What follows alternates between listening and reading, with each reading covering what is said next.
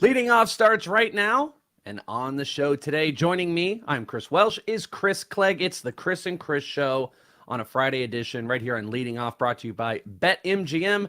Mr. Chris Clegg, what is up, buddy? Oh, not too much. Good to be back for the regular Friday show, the Chris Squared show. So Yeah. looking forward to a good one. Yeah, I don't think I noticed before. What's this little Braves banner behind you? Are you Braves touting in front of us? Oh Nice. yeah, we got Okay. the World Series flag back there. Gotta All-time rip it. favorite Brave?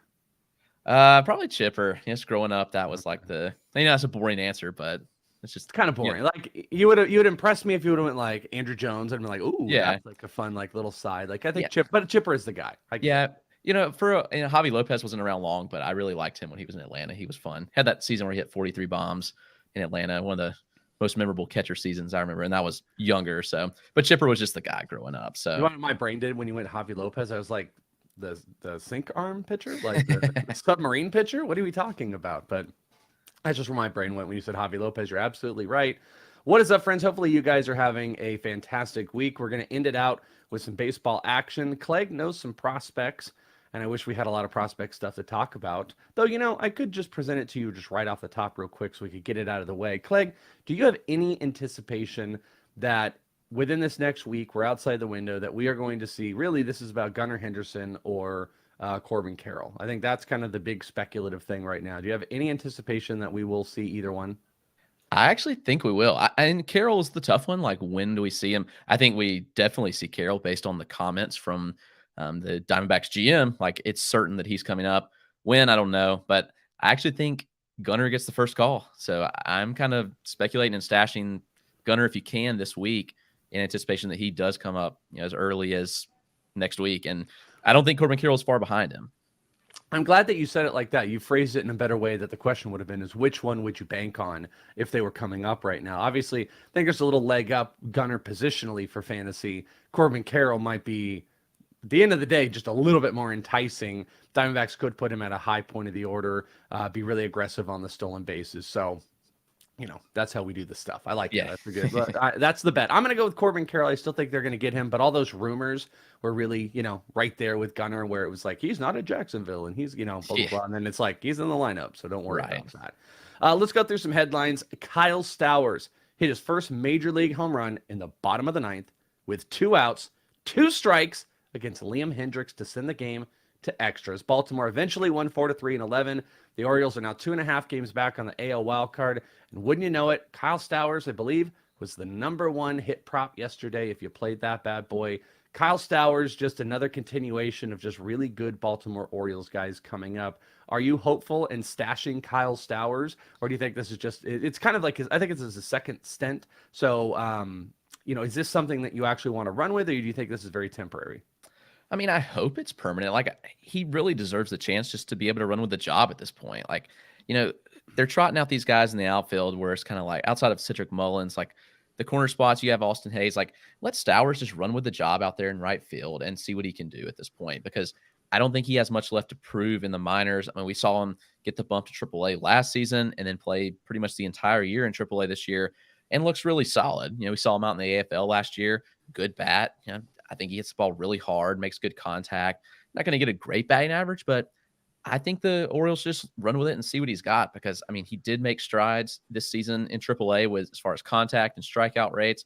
He's going to give you a high OBP type, good chance to score runs, and even drive runs in, depending on where he's hitting in that lineup. So I'm hopeful that the Orioles will let Stowers just run with it, but, you never know with what they're thinking.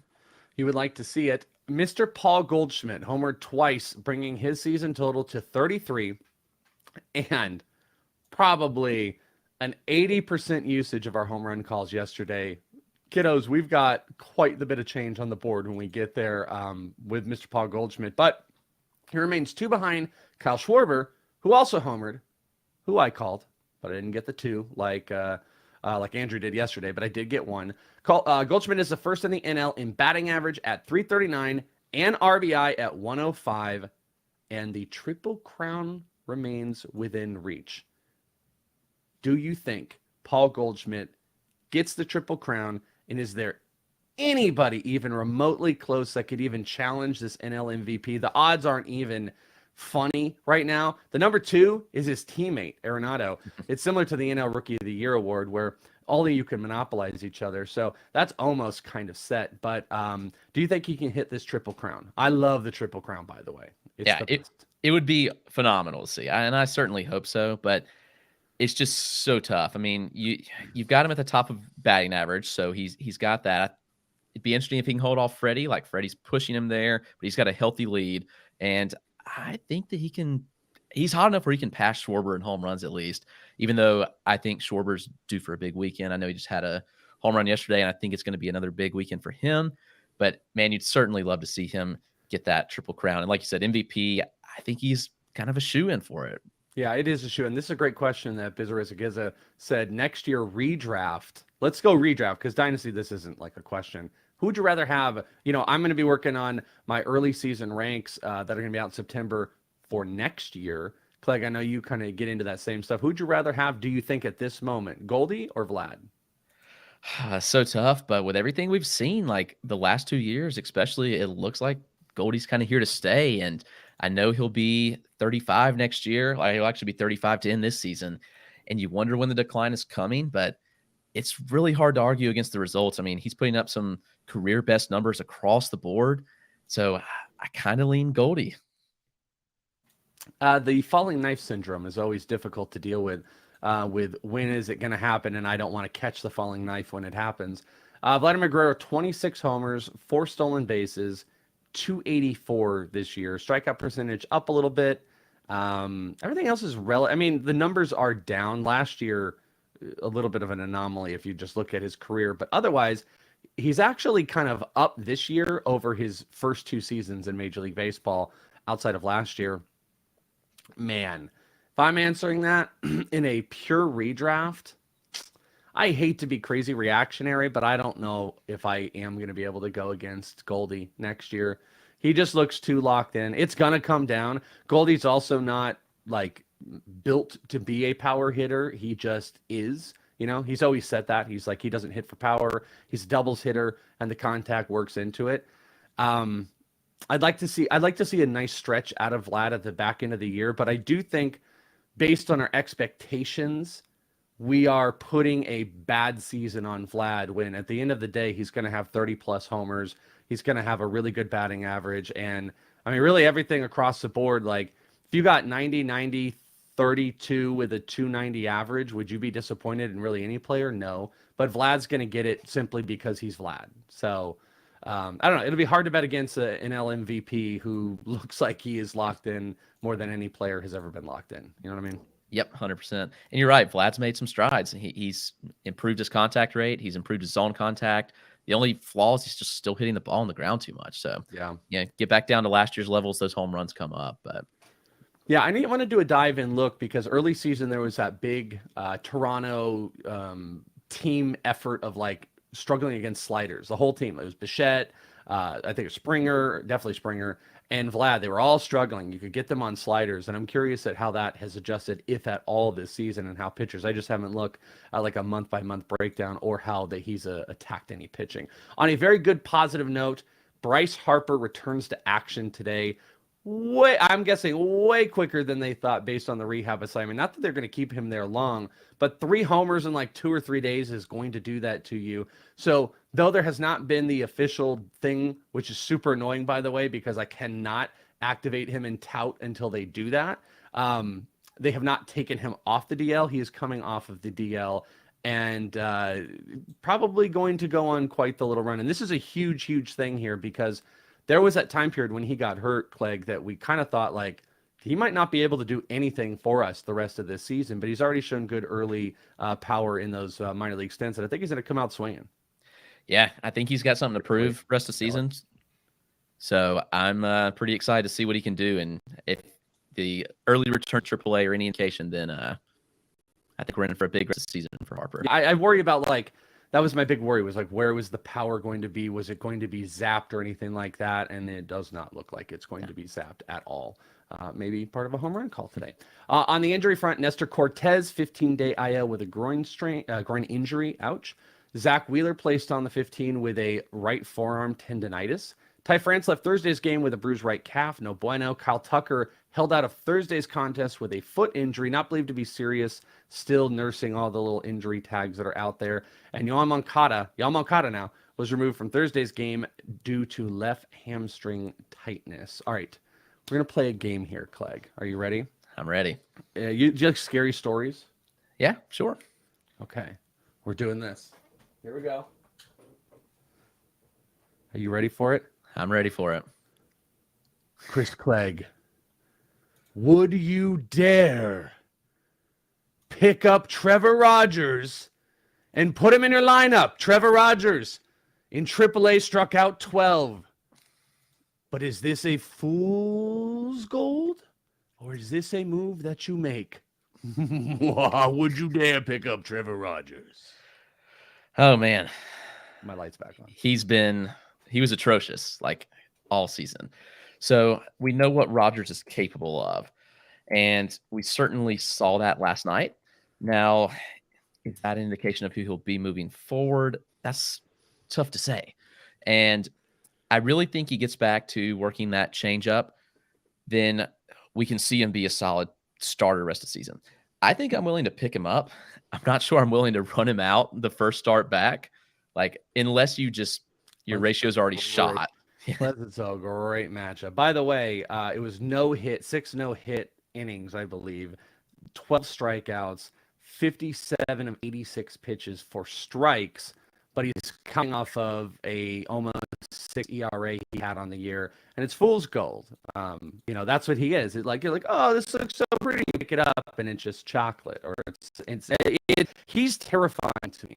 All stupid, lame jokes aside of turning off my lights, but it's like, would you dare? This is the thing that haunts or saves you, because Trevor Rogers is probably out there available for everybody. And there is the thought that he might come up next week and they might get him in for a spot start, or maybe just throw him back in the rotation, because there's a lot of positive things that came out of, obviously, 6 no-hit innings. You're commanding it left and right. Maybe he got that big boost, but we're both insinuating that, like, if it goes wrong, this is playoff time. This is going to screw you. I think this is a dangerous, dangerous play that could pay off big, or is going to just set you off on your ratios for the rest of the week if it's early. I agree. And he's lined up to face Tampa Bay if all kind of goes as planned. So I don't know. That would be interesting. It'd be next Wednesday is what FantasyPros has it. And if he does rejoin the rotation there.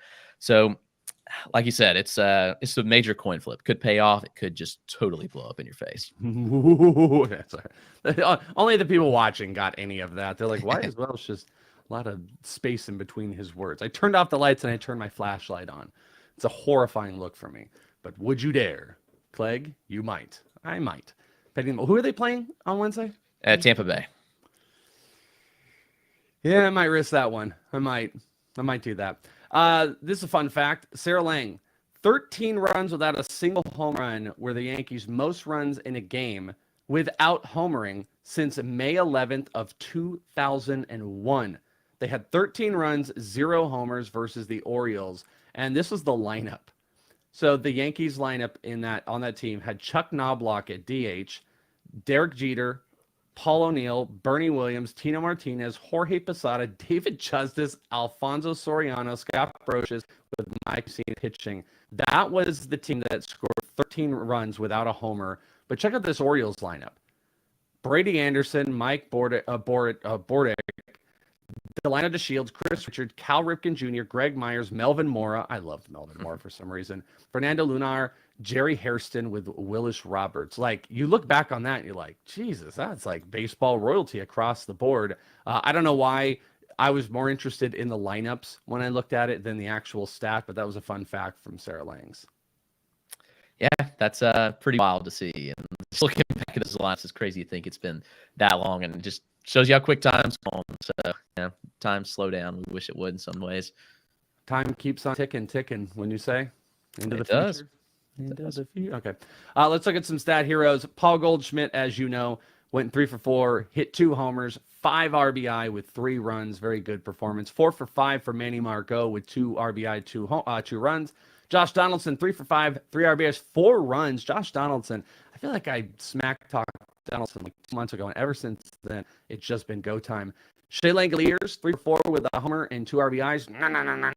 Danny Jansen had a homer. Mitch Haniger, 2 for 4 with a homer and 3 RBI. Ian Happ, 3 for 4 with a couple RBI himself. Anthony Santander was on the board. Andrew Vaughn, 2 for 4 with a homer. I feel like he's been just really quiet lately. And Pete Alonso, a homer, 2 for 4. Pete Alonso or Freddie Freeman next year? I still think I lean Freddie. I just feel like he's just the safe bet, kind of like Goldschmidt, where they're just super safe bets to hit. So, yeah, Alonso's definitely pushed closer to that range, but just the security of Freddie's really nice to have.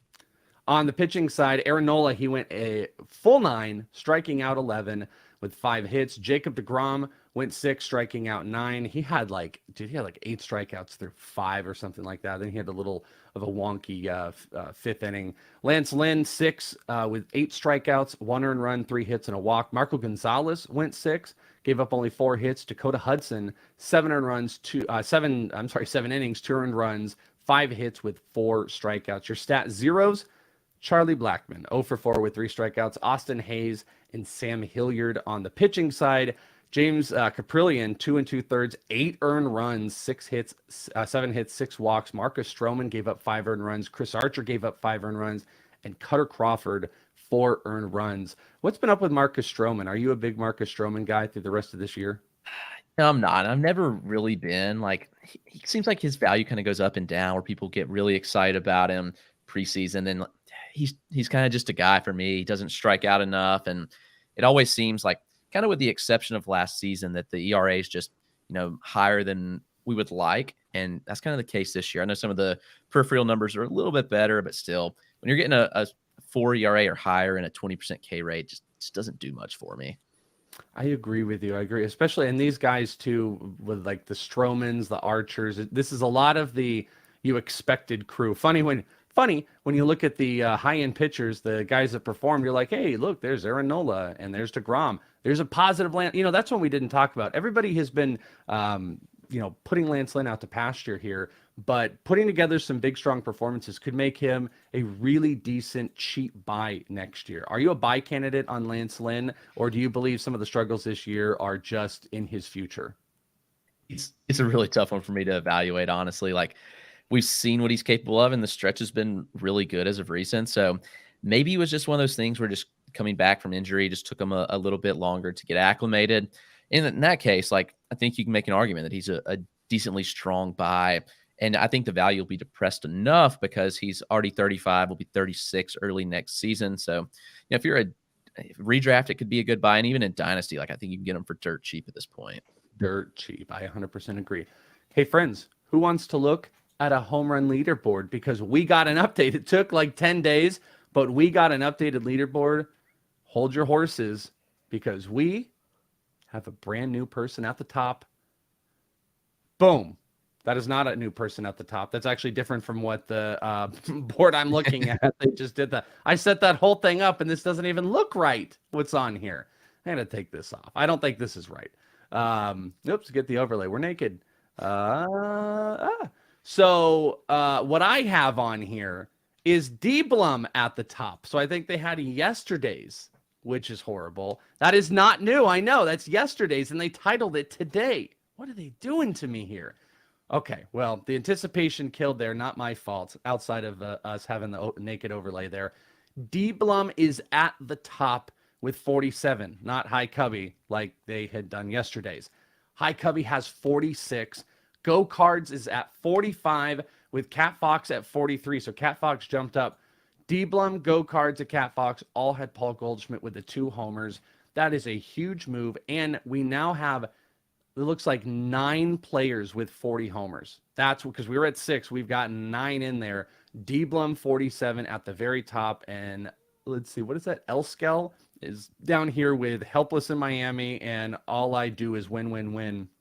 They all had Goldschmidt yesterday. They all jumped up. Mike Mayer moved down a little bit.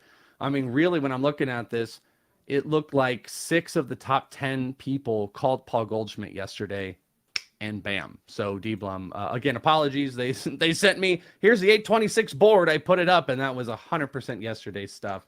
But D Blum has taken the freaking lead, man.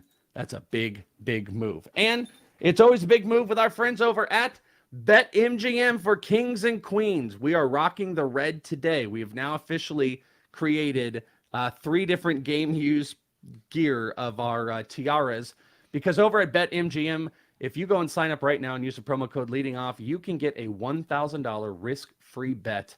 You can go and make it. Let us know what you do. Use the app or go online, BetMGM. Maybe you can do something on one of these awesome props. If you had done Kyle Stowers yesterday, you could be swimming in risk-free money, which would be great. Kings and queens, if you have a crown or a tiara, they're good for you. And the bets that we have got today, do you guys like the red, by the way? I thought the blue yesterday popped, but I think the red gem is very good. So I don't know. We'll have to vote what our favorite is. We've got 4 bets. And as always, I've got the top total base and the top strikeout prop. And then I've got the top money play, which I got to go dig for on there, and the top money play on strikeouts and total bases. This is over at bettingpros.com on the MLB prop cheat sheet. Go and check that out. So the top play for the day in total bases is Kyle Schwarber. So Clay, I'm going to go through these and I'm going to ask you which ones that you like. If you like all of them, if you like one, got to at least pick one. Kyle Schwarber total bases today is at 1.5. They project him over 3.5, and it's only minus 118. That's actually pretty good juice. He hit a homer yesterday. That was a great play. The top plus money play is Jock Peterson at Minnesota. This one is projected over 2. It's 1.5, and it's plus 115. So you got to get 2 total bases, and you're getting plus money on this. Now the strikeouts, the number 1 play of the day is Lance McCullers versus Baltimore. He is projected over 7 by FantasyPros. The number is 5.5, and it is minus 160, with the plus money play coming from JP Sears, who is projected at 4.5 strikeouts. The number is 3.5, and it's plus 102. So it's just barely over there. So you just need 4 strikeouts from Sears. So again, you have Sears, you've got McCullers, Jock Peterson, and Kyle Schwarber. What you thinking about those plays? What do you like?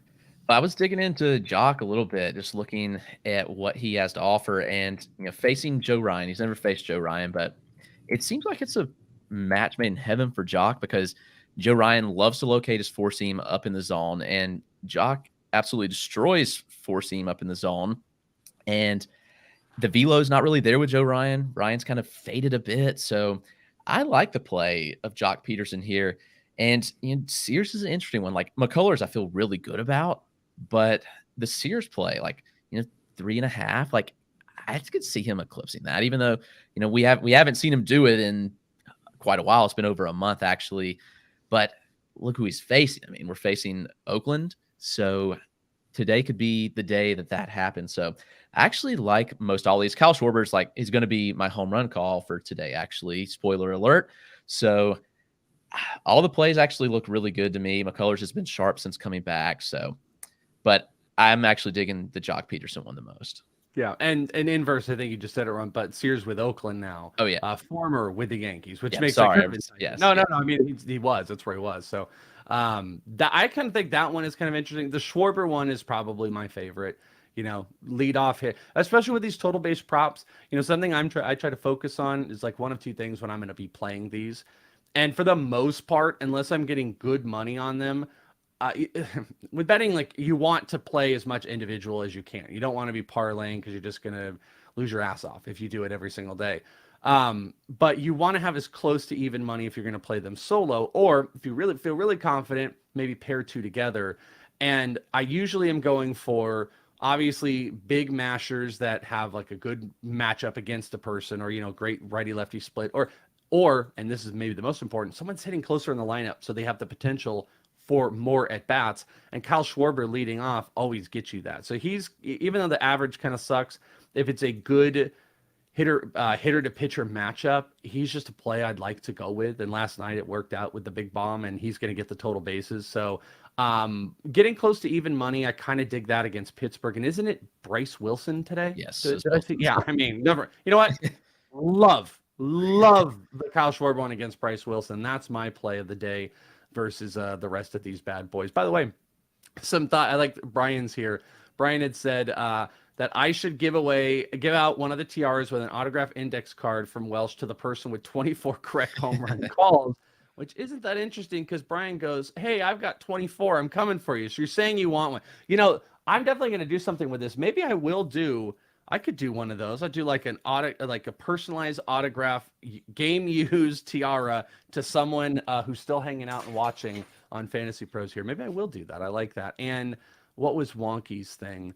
Wonky had said, I'm now missing it, but that D Blum is now one away from Judge in real life. That's what we've been waiting for in the home run contest, is someone to actually pass Judge, who's in real life doing it when we're picking all these players every single day. So D Blum is almost there. So keep it up, my friends. Keep it up. That's good stuff. Over on DFS, got some prices for you on DraftKings and FanDuel. DraftKings, Chris Bassett 9.9, Musgrove 9.3, Freddie Peralta 8.7, Spencer Strider 9.5, and Garrett Cole 10.7.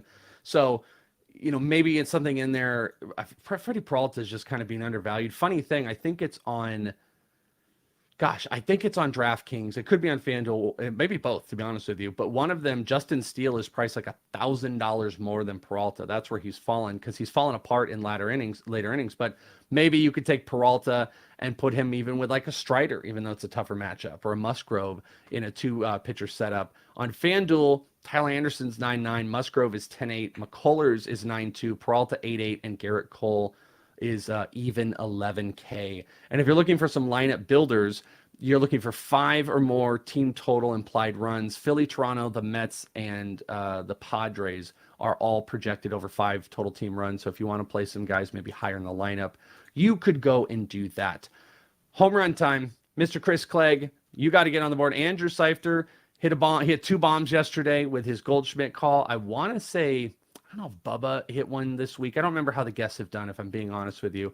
But what do you got here for a home run call? I kind of spoiled it earlier, but I'm going with Kyle Schwarber. I love the matchup, and I think he's going to have a big weekend. I already got started early yesterday, as you mentioned. So I'm going with Schwarber for the call this week and him to potentially hit more than one this weekend. All right. Am I seeing in the chat, did Julio get a contract extension, or is everyone just speculating? Oh, here we go. Jesse Sanchez, who's a nice guy, and Jeff Passan. The Mariners outfielder Julio Rodriguez is finalizing a deal with the Mariners. The deal is expected to guarantee him more than $200 million, with the possibility of earning $450 million plus for a wow. I mean, that is a massive that's a massive deal. And Jeff Passan, how he reported it, was saying that they're finalizing a massive long-term extension. That is a doozy. $200 million with the possibility of $450. Clegg, that has got to be, I'm going to just, because how old is Julio right now? 21? 22? Yeah, 21, 22. I'm going to guess this has to look like 12 years spread out on the 200, and then obviously whatever the incentives are. How many years do you think this is? I would bet at least 10. You're looking at the age, and it may go more. I mean, you look at what Tatis got. He got, 14? Something crazy like that. So, yeah, I wouldn't be surprised to see it be 10 plus. And, even the people think about the money, they're like, oh, it's not that much. But think about the league minimum that he's making now and would make the next 2 years. So, like, that's kind of important to think about when we think about these extensions with these young players. So it's a massive deal. And to go up to 450, like, just crazy. So I would guess 10 to 14 range. I mean, the 14 is kind of what stood out. I'm seeing if I can find something real quick. That would be fun. Yeah, here we go. How about this? Clegg, this is a game.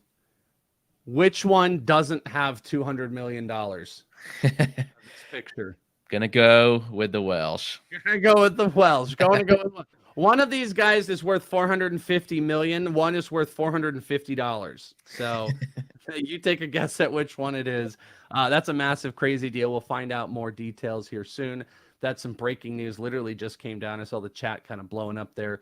$200 million extension with up to $450 in incentives is wild. And you know what? He's face of baseball. Might be the number 1 pick in Dynasty with the fall of Fernando Tatis Jr. and Acuna's kind of like little, I don't know if you want to just a halting of crazy upside. Might be the number 1 Dynasty guy, looking like the face. He's fun. That's crazy. Those are big numbers. On the home run call, you called. Who the hell did you call? I called Schwarber. You got totally just like overdone. I apologize. You got Schwarbs. I'm actually getting on the same side.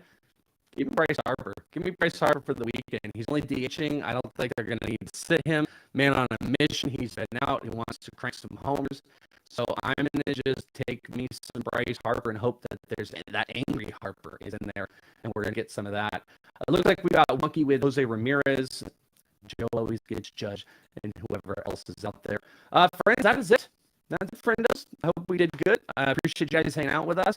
We've got potential game-used tiara stuff. We've got breaking news. We had my scary story segment. I probably need to make that better. I literally thought it up on the fly. It was great.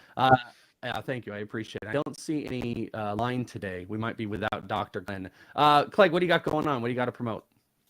Not too much. Just still pumping out content as the season's coming to an end, sadly. But really doing a lot of prospect evals, trying to get back and watch film at this point as much as I can, being at games. So that's a big thing. But we're still doing the prospect call-ups over on FantasyPros on Tuesday. So we've had some good calls there. And like you mentioned, I've got Gunnar and Corbin Carroll at the top. Last week I did have Tristan Casas near the end. I think I had him third, but I did get information from a source that they're not planning to call him up this year unless there's just significant injury. But so that's kind of a bummer. But Casas we'll see next year. Quick grades. That'll be maybe out now. I'm not sure, but it'll be out this afternoon or tomorrow. If not, it really likes Paul Goldschmidt next week. So Goldschmidt and Arenado, both big calls for quick grades.